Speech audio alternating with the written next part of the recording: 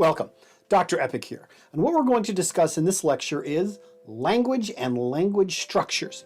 This is going to involve a discussion of the Tower of Babel, chimpanzees trying to talk to one another, listen to me do terrible accents, have a cool IPA, and listen to the crazy sounds the human mouth can make. And right up above me, we have the table of contents for this lecture, the outline, to enable to give your notes some kind of structure in the discussion that we're about to have. Now, I am not a linguist, so basically the following lecture is basically stuff that I've taken from books, largely these books right here. And if I do get something wrong or I'm not 100% on something, I will correct it, and it probably won't surprise me at all. So let's actually start with looking at what linguistics actually is. So what is linguistics?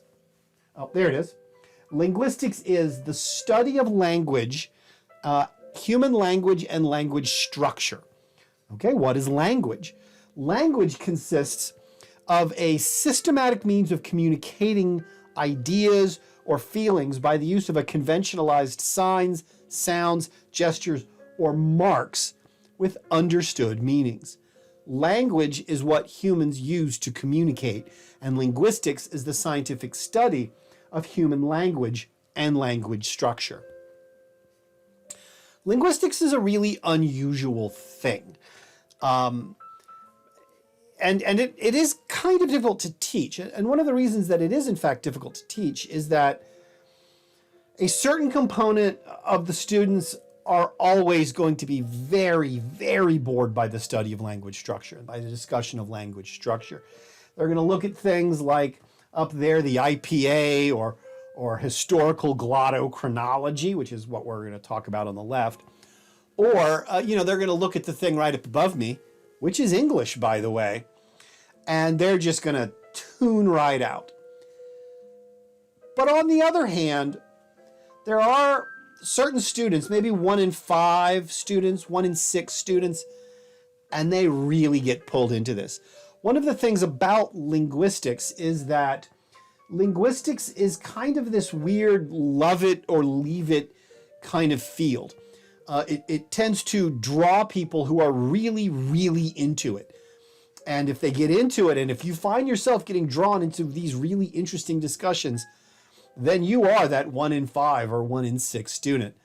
For most people, they really struggle with this material, but for a small few, they find it completely fascinating and are utterly obsessed by it.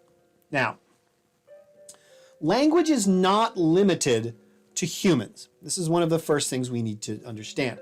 There is language, there are language structures and communication devices that you find throughout the animal kingdom.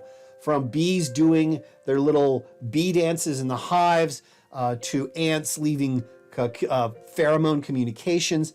Language is not limited to the human species. However, no animal has the type of language structures that humans have. The only one that even comes close are chimpanzees. And chimpanzees do have a kind of language, and they do follow similar rules for language construction that humans do. Basically, chimpanzees have roughly 19 specific messages. They can combine this into a lexicon of about 66 gestures.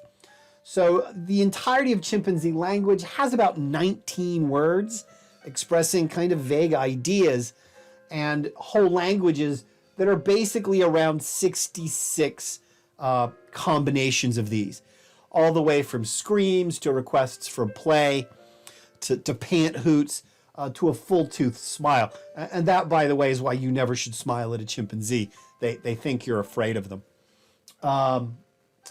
So language is not limited to humans.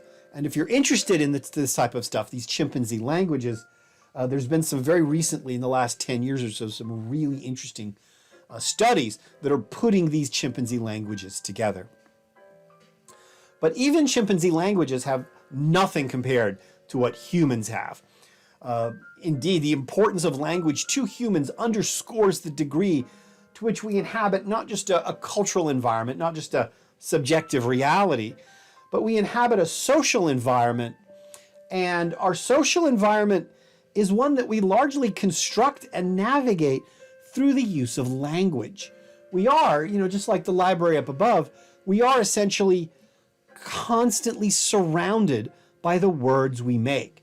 We build our world through language, and we inhabit and manipulate this world through language. We live in libraries. Language and words are all around us. So we're going to look at the mechanisms by which linguistics functions. We're going to look at how these things fit together. Now, we do not have time, and I certainly lack the expertise, to really discuss the full range of linguistic mechanisms. So this is going to be kind of just briefly dipping our toe into how language structures work, and how these different language structures at different tiers of complexity interface with each other, just like the gears on a bicycle. They all move together in certain gears, and they all serve a particular function, which is to aid in human communication. And even though the exact bicycle, there we go, different bicycles, even though the exact bicycles might differ considerably, and they might do different things, they all kind of use different versions of the same type of gears.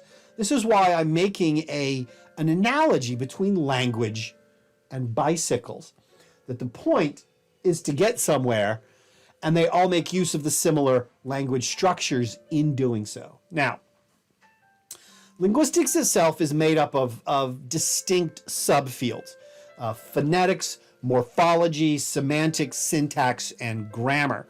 And we're really only going to sort of skip around and briefly touch on these. But to briefly tell you what they are, phonetics is the study of sound systems and the property of speech sounds. Morphology is the study of formation and evolution of words, especially word choice and how they change. Semantics is the study of meaning. Syntax is the study of phrase structure. And grammar consists of the structural elements of human speech. We're pretty much going to look at a little bit of phonetics, a little bit of morphology, and then we're going to do an entire lecture on syntax and grammar. In fact, Syntactical Grammar is one of the greatest books ever written concerning human language and language systems. So where do these languages come from? Well, language ultimately comes from the human brain. And in fact, one of the odder things about human language is it comes from two different parts of the human brain that are constantly communicating with one another. Language creation takes place in two portions of the brain. Brock's area, which is right in the forward part of the frontal lobes, and Wernicke's area, which is kind of on the lateral side, even though it works with areas of the frontal lobe. And one of the unusual things is that Broca's area shows a high degree of activity during language creation, and interestingly enough, during hand manipulation, which is probably one of the reasons that we often gesture a lot when we're speaking, is that both hand gestures, digital manipulation, and language creation take place in the same part of the brain. But the place where we generate language is different from the place where we comprehend language. That's Wernicke's area. Wernicke's area seems associated with language comprehension, which is a duty that it shares with some other portions of the frontal lobe. And we know this, well, it's actually very, very sad how we know this, because you have people who have had traumatic brain injury or who have had strokes, and if their Broca's area is damaged, but their Wernicke's area is not, that means they can understand language, but they can't generate it. And if it's the other way around, if the Wernicke's area has been damaged, but Broca's area is just fine, they can speak absolutely fine, but have trouble understanding what people say. They have trouble with comprehending words. And as you can see on the picture on the upper left, the two areas are in constant communication within the brain, passing electrochemical messages back and forth during the process of language creation. And what they do is they send out signals from these two areas. These commands from the brain manipulate a highly complex series of fast twitch muscles located in the mouth, the throat, and in the tongue, as well as in the lungs. By varying airflow, tension, and vibration, vocal cords can basically generate 157 distinct sounds in the human mouth, throat, and upper respiratory area. And by the way, male vocal cords and male membranes tend to be larger, they tend to be more powerful, they tend to be thicker. Hence, this tends to generate baritone voices. This is essentially why males have deeper baritone voices, while females have higher, more soprano voices. And as you can see in the upper left, that's a animated X-ray of someone speaking. I believe they're saying the word pony. And if you look at it closely, you can actually put together the word pony from the movement of the tongue, the lips, the throat, and the vocal cords. All of these things are working together. It's all very, very complex. And these signals to those areas are coming straight from the brain. So we have these 157 sounds that can be produced by the human vocal cord. These 157 sounds are called phonemes. Phonemes are the smallest unit of speech that is used in the formation of sounds and words. Through modulation of the vocal cords, the lips, the tongue, the cheeks, the lungs, these 157 sounds combine to form a complete sentence. In fact, humans' language creation appears to be infinite. We can express anything we can think of can be expressed in language. But we're not just limited to 157 sounds. What we can do is actually take different sounds and combine them together. Different phonemes can be compressed together to form different sounds. The most common of which is when two phonemes are compressed into a single sound, which is actually something quite common in English and other Germanic languages. And when you compress two phonemes together, it forms something called an allomorph. I know about this because my name has an allomorph in it. The TH sound is two phonemes combined together in Germanic languages. Th, that's an allomorph. And not all languages use all 157 phonemes. They don't even use all the different allomorphs. But the IPA that we'll discuss in a second has to chart them all. English only uses about 40 phonemes, depending on which dialect of English you use, and exactly how you count them. So basically, the entirety of the English language, all music, poetry, literature, communication, everything that has been said, is being said, and that ever will be said in English, is only 40 sounds. It's all a remix. The least complex language that we know of is called Rotokas, and that's from Papua New Guinea, and it only uses about 11 phonemes. The most phonetically complex language is Ta'a from Southern Africa, which makes use of around 112 phonemes. So of the 157 phonemes, we have a range of extremes between 11 and 112, with most languages being somewhere in the middle. So, in order to study human language structures, to study the totality of human language, linguists needed a specific alphabet to express all of these 157 sounds, as well as the potential construction for any additional allomorphs. And this alphabet is right there. There we go. That is the most comprehensive human alphabet ever created there on the left. That is the IPA, the International Phonetic Alphabet. The IPA is based on all potential human sounds themselves, and hence is capable of distinguishing between not just different languages, but actually the IPA is sensitive enough to distinguish between different accents of the same language. And as you can see, the IPA covers all potential sounds that humans can generate, even though we don't use all of them. I mean, English only uses 40 of the 157. And there's some that no language is used. There's a sound called the nasal radical. I don't think they've ever found a language that actually uses the nasal radical. I don't even know what a nasal radical is off the top of my head. So the IPA covers every single sound that can be made by a human, even though most of them are not used in language creation. So let's talk about writing the word please, okay? We're going to write the word please in the International Phonetic Language. Now, we start with a bilabial plosive, p. All right? Now, additionally, English tends to follow the bilabial plosive with a puff there, which is expressed by a tall a small superscript h. P. This is then followed by a lateral approximative, l, the close frontal vowel, eh, and then the closing z sound, which is from the alveolar fricative. Hence, please uses a bilabial plosive, a puff of air, a lateral approximate, the close frontal vowel a, and the z from the alveolar fricative. And there's please right up above me. Please. Written in the IPA. And again, the IPA is sensitive enough to distinguish between different accents. Here we have please being said by 6 different speakers of English, each with a different accent. From the British, please, to the American South, plays, to the Australian, plays, to the New Zealand, please. See, I told you my accents were terrible. To the American Californian, please, to the Irish, plays. All right? Terrible accents. They're sensitive enough to distinguish between different accents.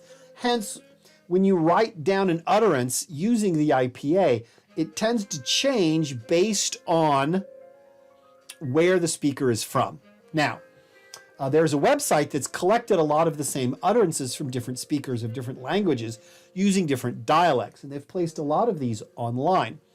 And over there on the left is the phrase written in the IPA. And I want you to listen to this speaker from Northern Ireland give the utterance and try to follow what they're saying in the IPA.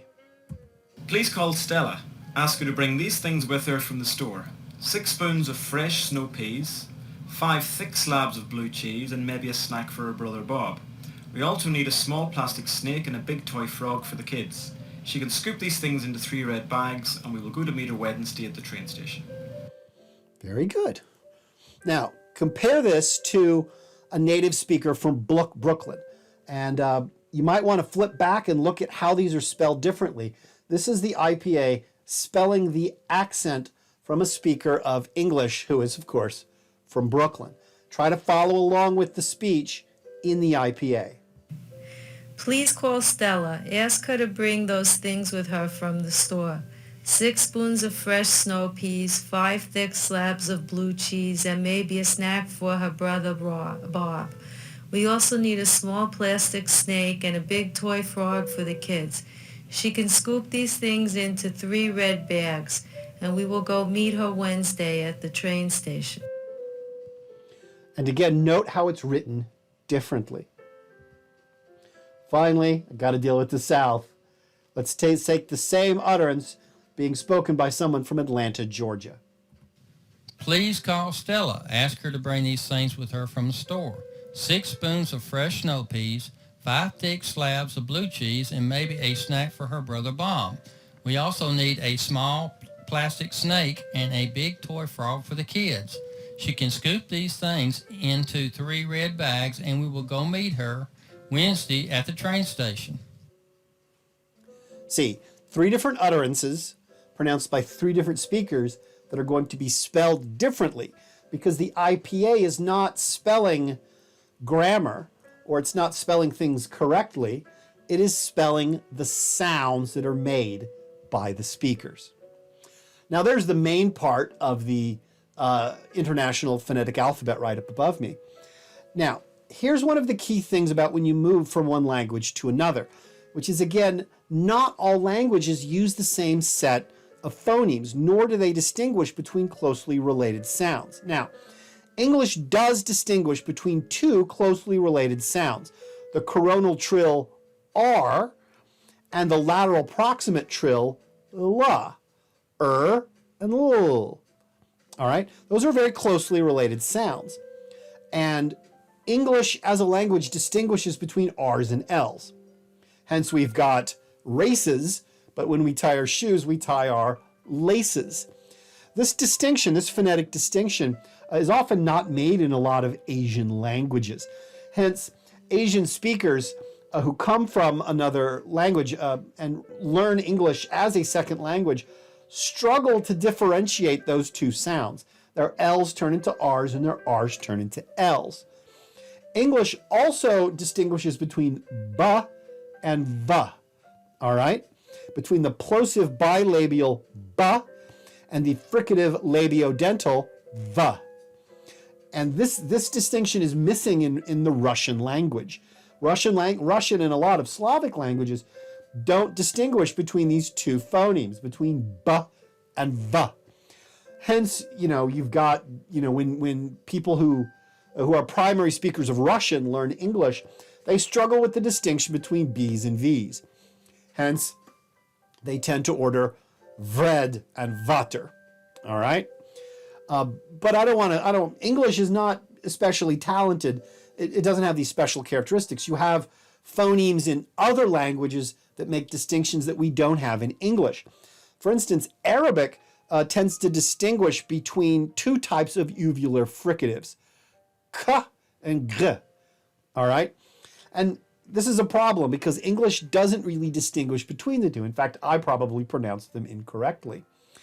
And when English speakers learn Arabic, they struggle to differentiate between those two sounds. And one of the big problems is that there's actually an entire country in the Middle East that starts its name with this sound, guitar. And on English language maps, we don't know how to spell this bloody country. Hence, you look at different maps and the country is Qatar, Qatar, Qatar, Qatar, because we're struggling to separate these two phonemes, and we've never grown up having to do so. Now, such mispronunciations or mispronunciations can often be used to identify a group of people. And when the exact pronunciation of a word becomes important, this is something known as a shibboleth. And it's named a shibboleth from a passage in the Bible, which is Judges 12:5-6. I think a bunch of Israelites encounter some Ephraimites, if I'm remembering my Bible stories correctly. And they say, I'll pronounce the word shibboleth, and they say sibboleth, because Hebrew has this sound that other languages did not. Now, local people are able to pronounce these words according to local customs, and thus they can be distinguished from outsiders. Now, in a throwback to this biblical story, in World War II, specifically in the Pacific, American soldiers tended to use as passcodes words with a lot of L's and R's in them.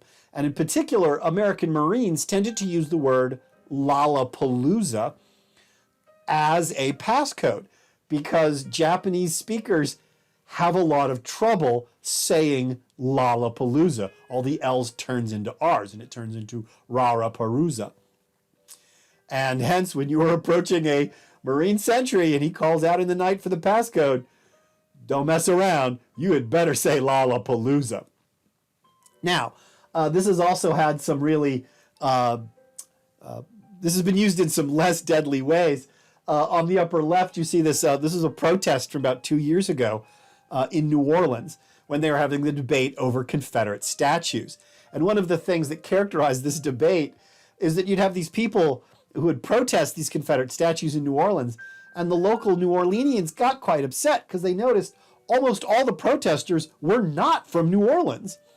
And so you have these little counter protests behind these people holding up signs, making fun of these non-locals because they can't pronounce any of the local pronunciations of the streets or districts of New Orleans, even though some of them are quite funny. That's I'm from Louisiana, so that's Chapatoulas. That's Chapatoulas Street. And I always struggle with that one because there's a city in Mexico called Tapachulas, and I always mix the two, and then people don't think I'm from southern Louisiana. It's quite embarrassing.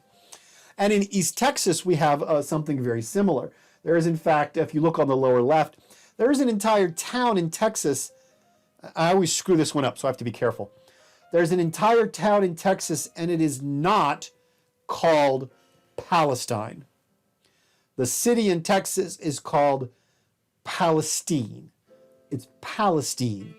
And the town of Palestine, which is next to Lake Palestine. So if someone came from outside, you could recognize the difference in how they're pronouncing that. That is a shibboleth. Now, in addition to sounds like phonemes and stuff, there are additional sounds, and we have very few of these sounds in English. Many Native American languages tend to make heavy use of something called a glottal stop, which in the International Phonetic Language is this kind of backwards question mark. Now, a glottal stop is a voiceless plosive, a k, all right? When the vocal folds close and pop open again to make a K or a G-like sound. In English, this is usually glossed as a single vertical apostrophe. Hence, the Maya word for jaguar is lam, because it's supposed to have ba and then a glottal stop, and then lam, ba, lam, all right? And as you listen to this Maya speaker up above, listen to those glottal stops, those little puffs of air that are coming out of his mouth as he speaks.